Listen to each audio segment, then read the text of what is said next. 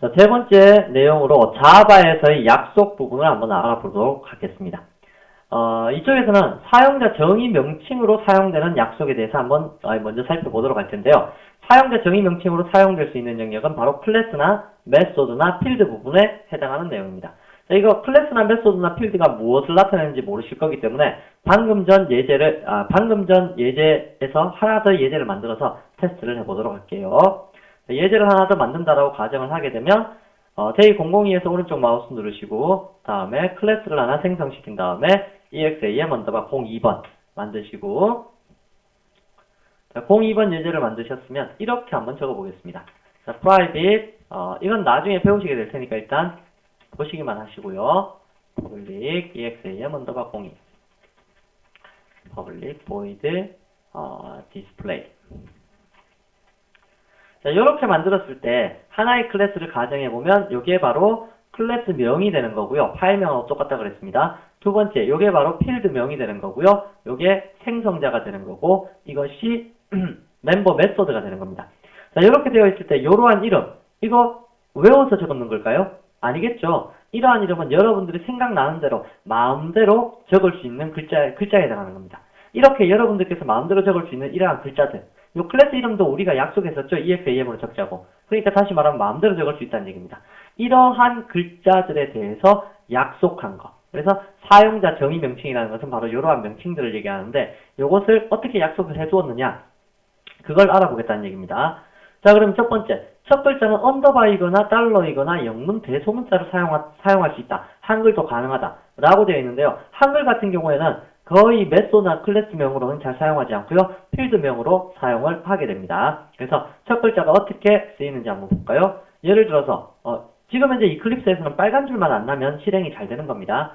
예를 들어 한번 적어볼게요. private 하셔서 string이라는 것을 적는데 _AA 라고 적었을 때도 지금 현재 빨간 줄 안 났죠. 방금 전에 빨간 줄 없어졌잖아요.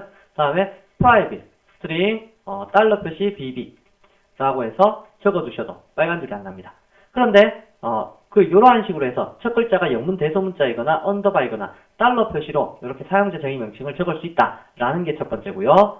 두 번째 볼까요? 글자 수에 제한 없다. 글자 수에 제한 없다는 얘기는 바로 글자 수를 얼마나 길게 하든 관계없다는 얘기입니다.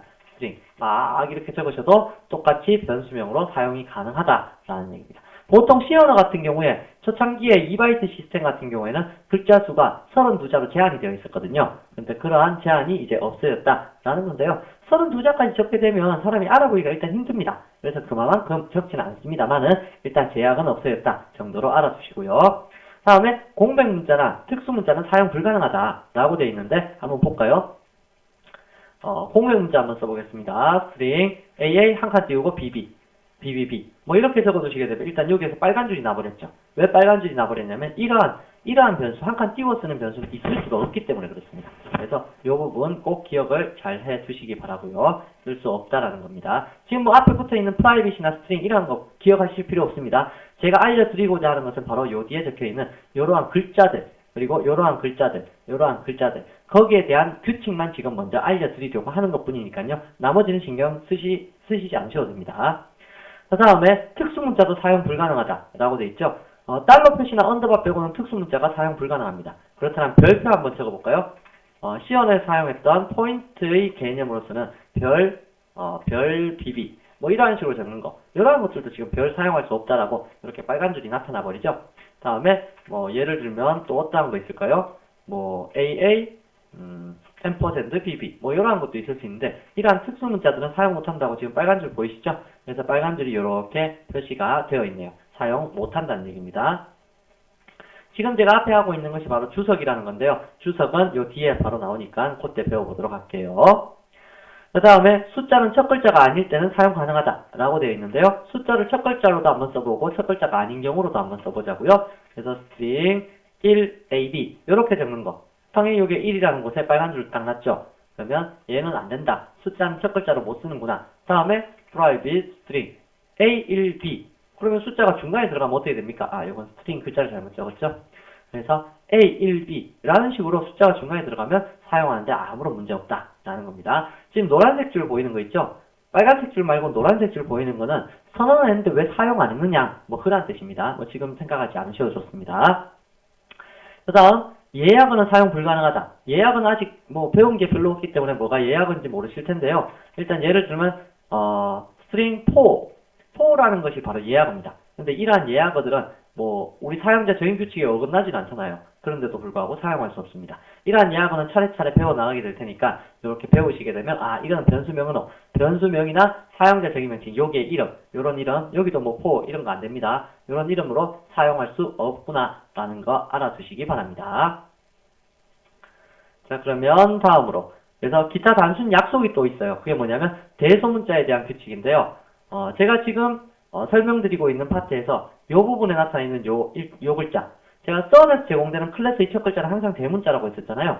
그래서 여러분들도 이제부터 클래스 만들 때 첫 글자는 반드시 대문자를 해주시는 게 다른 사람이 만든 소스 분석할 때도 편하고 다른 사람한테 자신의 소스를 보여줄 때도 편합니다. 그래서 첫 글자는 반드시 대문자로 하시고요. 다음에 클래스의 첫 글자요. 다음에 필드의 첫 글자는 필드는 보통 이런 게 다 필드거든요. 그래서 뭐 자료용으로 선언된 것들 다 필드. 뒤에 괄호 열고 닫고 있는 건 다 메소드들입니다. 메소드들. 그래서 필드의 첫 글자들은 필드는 전체 내용이 소문자이거나 전체를 대문자로 하시는 것이 일반적인 형태인데요. 여기에 대해서는 특별한 규칙이 없습니다. 다음, 메소드는 첫 글자를 소문자로 하는 게 일반적인 형식입니다. 그럼 위에 메소드는 왜 대문자일까요? 이거는 클래스 이름하고 똑같은 생성자이기 때문에 그렇습니다. 그래서 컨스트럭트 부분은 나중에 다시 배우시게 될 거고요. 이 부분은 신경 쓰지 마시고요. 이 부분에서 바로 첫 글자가 메소드, 뒤에 괄호 열고 닫고 있는 게 바로 메소드라고 했습니다. 요건 블록입니다. 블록. 내용부 적을 수 있는 거. 무슨 내용부 적을 수 있는 거요. 그래서 블록이고 요게 괄호 열고 닫고로 끝나는 이러한 놈들이 전부 다 메소드. 괄호 열고 닫고로 안 끝나는 놈들이 전부 다 필드입니다. 필드고요. 여기에 있는 것이 바로 클래스가 되겠죠. 그래서 클래스 첫 글자 대문자, 다음에 필드는 알아서 하시고요. 다음 메소드는 첫 글자 소문자. 이렇게 적으시면 됩니다. 그러면 여기 한 가지 더 궁금한 게 있는데 합성어는 어떻게 해야 되나요? 예를 들면 클래스 이름에 대한 합성어, 클래스 헬로우 자바라고 해볼까요? 헬로우 자바면 첫 글자 대문자 해야 되겠죠? 헬로우 자바. 자바는 헬로우 자바라는 것은 헬로우라는 글자와 자바라는 글자의 합성어이기 때문에 합성어의 첫 글자는 또다시 대문자로 이렇게 해서 명명해 주시는 것이 좋습니다. 그러면 이제 나중에 다른 파일 공부하실 때도 도움이 많이 되실 겁니다. 그리고 역시 마찬가지 메소드 같은 경우에도 헬로우 자바라는 메소드 만들겠다? 그러면 HELLO, 헬로우 첫 글자 소문자로 하자고 그랬죠? 다음에 합성어는 역시 대문자로 쓰시는 것이 좋습니다. 자바 하셔서 이렇게 만들어 주시면 이제 메소드 명령 규칙이나 클래스 명령 규칙 정상적으로 지키시게 될 겁니다. 그래서 여러분들께서 공부를 하실 때 이러한 약속들은 웬만하면 지켜주시면 되고요. 밑에 거는요. 위에 거는 반드시 지키셔야 되는 겁니다. 이거 안 지키면 컴파일 안 됩니다. 알아두시고요.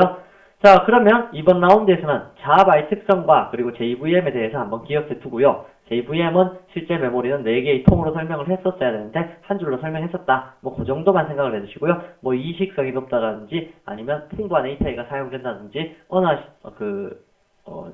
내부 포인트만 사용한다든지 그러한 특성들을 여러분들께서 잘 기억해 두시면 좋을 거고요. 그리고 여러분들 교재 보시면 63페이지에 예제가 하나 있습니다. 그래서 안녕하십니까 김승현입니다. 뭐 반갑습니다. 이러한 식으로 문자에 출력한 거 있었는데요. 그것을 여러분들께서 직접 예제를 만드시고 메모장으로 한번 만들어 보세요. 메모장으로 예제를 만드시고 실제로 테스트를 해서 실행이 되는지 그것을 한번 확인해 보시기 바랍니다. 자, 그러면 이번 라운드 여기까지 하겠습니다. 수고하셨습니다.